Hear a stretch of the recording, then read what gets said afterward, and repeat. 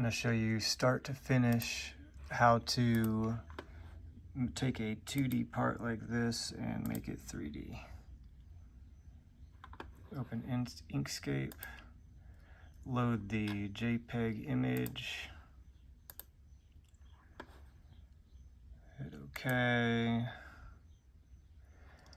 You're going to go to Object or Path Trace Bitmap. That's going to bring this page up. Let's switch to Edge Detection. Turn this down to 0. Click here on the P. Turn this up just a little bit. There it is. It's got the outline. Then I'm going to hit Apply. It looks like nothing's happening, but watch down here. Trace, starting trace, and it grabbed it. So now I'm going to click. I'm going to delete the P, the JPEG P, and then here I'm left with the SVG P. Go to File, Save As, Final P, that's good, save. Now I'm going to close out of this because this computer is pretty slow even though it's a AMD Ryzen 7. I'm going to go to Insert in Fusion 360, Insert SVG, grab it here, put it on, oh well, what plane am I on? Hold on, that's not right. It's moving slow. Hold on, let me see, what have I got here?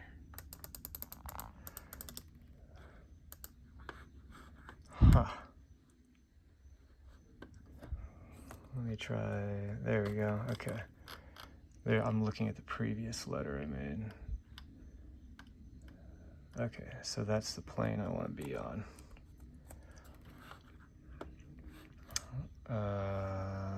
Let's delete that again. Okay, insert SVG, P, put it on this plane. There we go. Hit OK, unless you want to scale it, but if you have the size set properly in Photoshop, and then when you send it to Inkscape, it will stay the correct size. And you can see here's my slow computer. This is a $800 Ryzen 7. Not too crappy, but crappy enough to make this load slow. Okay, so here is the sketch.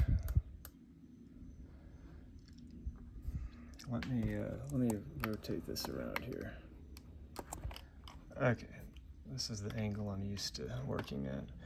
Okay, when you zoom in, you can see that on some of these, the SVG is one side of the line. Here's one black side of the line, the other black side. So you're going to want to watch out for those. Delete the ones that are wiggly or not perfect. Seems like half of them have a side that's not so perfect, and it'll leave these little circles, but that's fine. So I'm just going to start working with, let's see here. I'm checking all these corners to make sure they're not squiggly or funny looking. Looks like this one is, so I can delete that.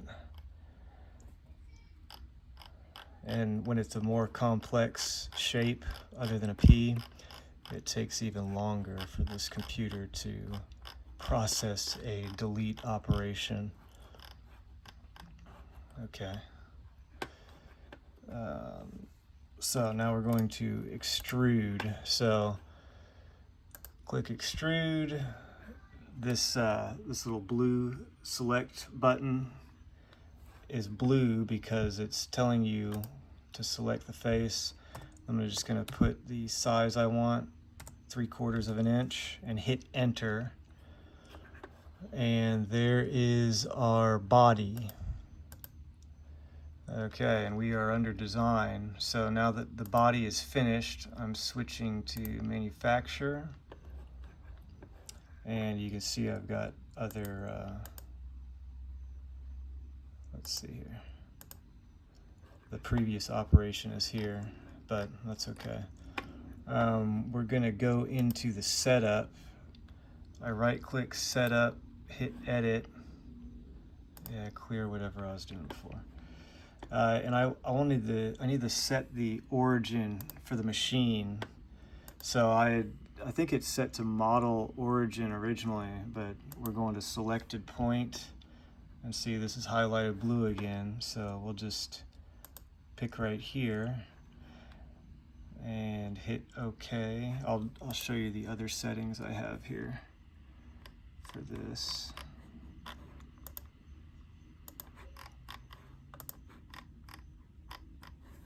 Hit OK. And now we are ready to edit this 2D contour. If you don't have this yet, it's up here, 2D contour.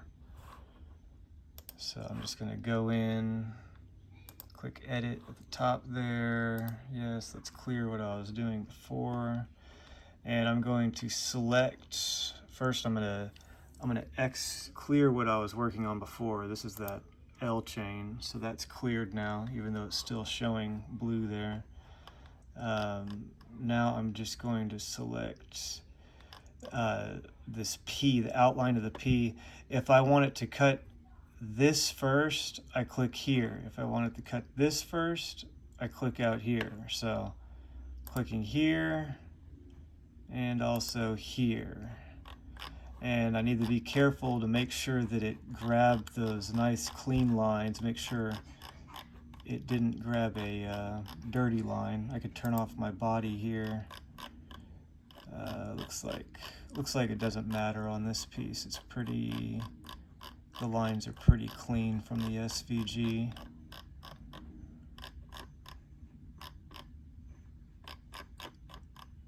Okay, so it doesn't matter. I'll turn that body back on because I'm going to need to select where I want the machine to start. So yeah, I've got the contours. That's basically it. I could hit OK and it's going to run toolpaths, but let me show you all these other settings. I've set up the tool here.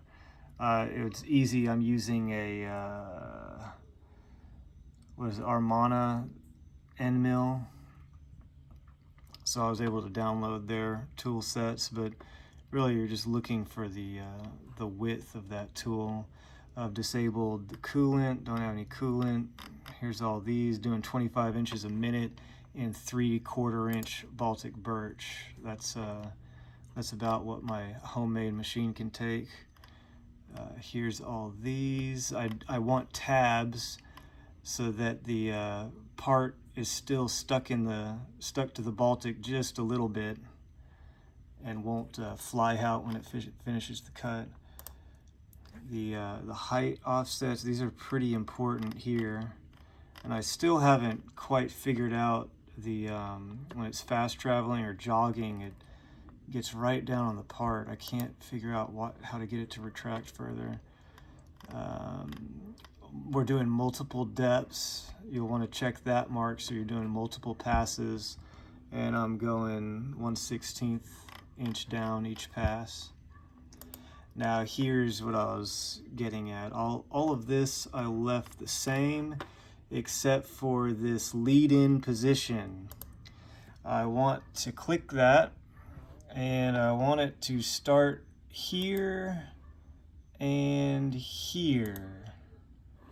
And you can see it's showing 2 points have been selected. Now if I hit escape, it's going to cancel everything, or I think I can hit enter or this OK. And now it is, there you go, it already generated the G code. That was super fast.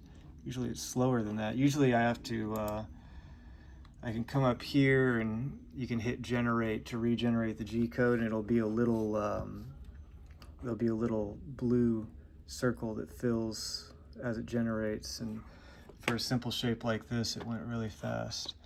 Okay, so I'm going to simulate this now. Let me turn this at a better angle here. And we'll hit play. And that cut does look good. The direction that's spinning looks good. Otherwise, it might be cutting on the wrong side of the part. Let me get in here and show you what's going on here. So you want it's not going to do it. Sometimes it wants to cut on the inside of the part, so it's taking the width of the tool and offsetting to know where to cut. Well, you can see it's offsetting on the outside here, which is perfect, and it's offsetting on the outside here as well, which is good. It's coming in like this and cutting, comes around, pops out, goes down, cuts back in. And that reminds me, I need to show you guys another thing to keep the tool down rather than retracting after each pass. So if for some reason when you generate the code and these green lines are on the inside and you need to switch it, you're going to go into this toolpath, go to edit, go to the chain under geometry, hit this edit in reverse, and then hit OK, and that should help out. The other thing I needed to show you guys, I think that's it. Yeah, that'll be good. So once you've generated the code, once you've generated the toolpaths and you've simulated and everything looks good, you're going to hit this post process, and then you're going to write whatever name you want there and then post down here to save, and that's it.